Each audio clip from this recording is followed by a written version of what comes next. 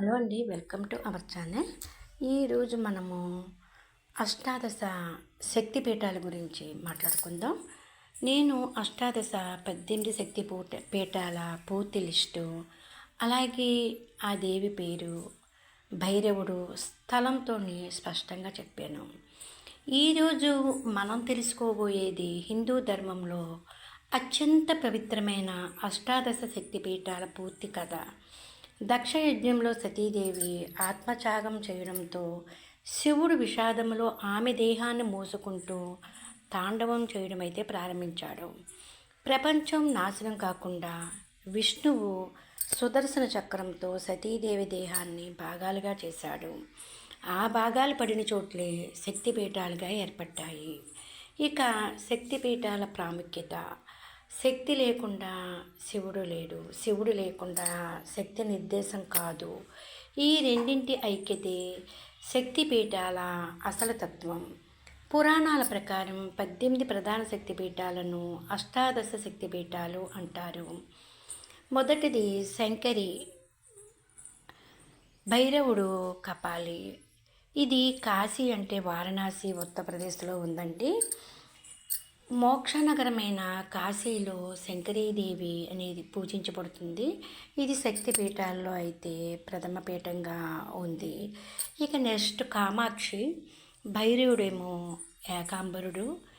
ఇది కాంచీపురం, తమిళనాడులో ఉందండి. కాంచీపురం కామాక్షిదేవి తపస్సుతో శివుని పొందిన కామాక్షిదేవి ఆలయం ఇది. శక్తి శివ ఏకత్వానికి చిహ్నము. నెక్స్ట్ మూడవది కామాఖ్య, భైరవుడు ఉమానంద, గువాహటి, అస్సాం. ఇది గువాహటి అస్సాంలో ఉందండి. ఇది గువాహటి కామాఖ్యదేవి స్త్రీ సృష్టి శక్తికి ప్రతీకగా పూజించబడే కామాఖ్యదేవి. ఇక్కడ తంత్ర సాధనాలకు ప్రధాన పీఠమైతే ఉంది. నెక్స్ట్ మనకి భ్రమరి అంటే భైరవుడు, భ్రమరి దేవి, భైరవుడు ఈశ్వరుడు. ఇది ఎక్కడ ఉందంటే నేపాల్ గుహేశ్వరి ప్రాంతం, రహస్యమైన గుహేశ్వరి పీఠం. ఇక్కడ దేవి భ్రమరి రూపంలో పూజించబడుతుంది. నెక్స్ట్ మహాలక్ష్మి, భైరవుడేమో కపర్తీశ్వరుడు. ఇది ఎక్కడ ఉందంటే కొల్హాపూర్, మహారాష్ట్రలో ఉంది. కొల్హాపూర్ మహాలక్ష్మి సంపద, ధైర్యము, రక్షణ ఇచ్చే మహాలక్ష్మి, శక్తివంతమైన శక్తిపీఠం ఇది. నెక్స్ట్ మనకి ఆరవది వైష్ణవీదేవి. ఇక్కడ భైరవుడు, అలాగే భైరవుడే. నెక్స్ట్ ఇది ఎక్కడ ఉందంటే జమ్మూ అండ్ కాశ్మీర్, వైష్ణోదేవి. వైష్ణోదేవి జమ్మూ పర్వతాల మధ్య 3 రూపాల్లో దర్శనమిచ్చే వైష్ణోదేవి. నెక్స్ట్ ఏడవది ఇంద్రాక్షిదేవి. ఇక్కడ భైరవుడు నాగేశ్వరుడు. ఇది ఎక్కడ ఉందంటే మనకి శ్రీలంక, సింహళ దేశం. సింహళ ఇంద్రాక్షిదేవి సింహళలో భారతదేశం వెలుపల ఉన్న అరుదైన శక్తిపీఠం ఇది, శ్రీలంకలోని ఇంద్రాక్షిదేవి. నెక్స్ట్ సరస్వతి, శారదాదేవి అని కూడా అంటారు. భైరవుడు భైరవుడే. నెక్స్ట్ ఇది ఎక్కడ ఉందంటే శారదాపీఠం పాక్ ఆక్రమిత కాశ్మీర్లో ఉంది. శారదాపీఠం కాశ్మీర్, జ్ఞానానికి అధిష్టాన దేవత శారదాదేవి.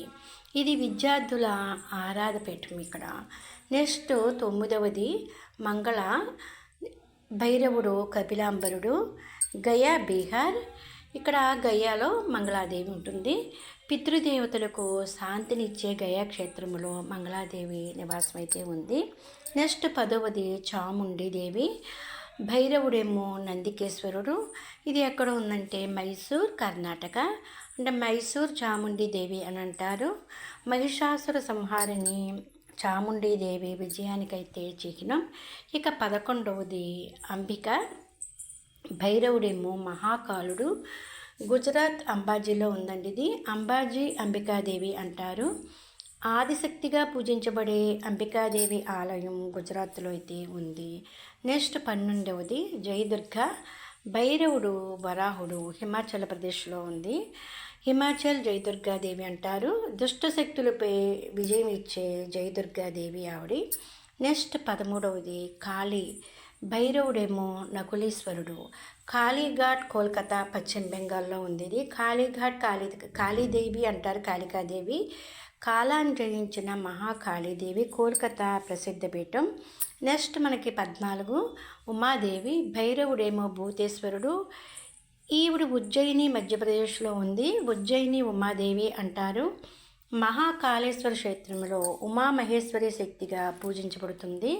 నెక్స్ట్ 15 మాధవీదేవి, భైరవుడేమో మాధవుడు.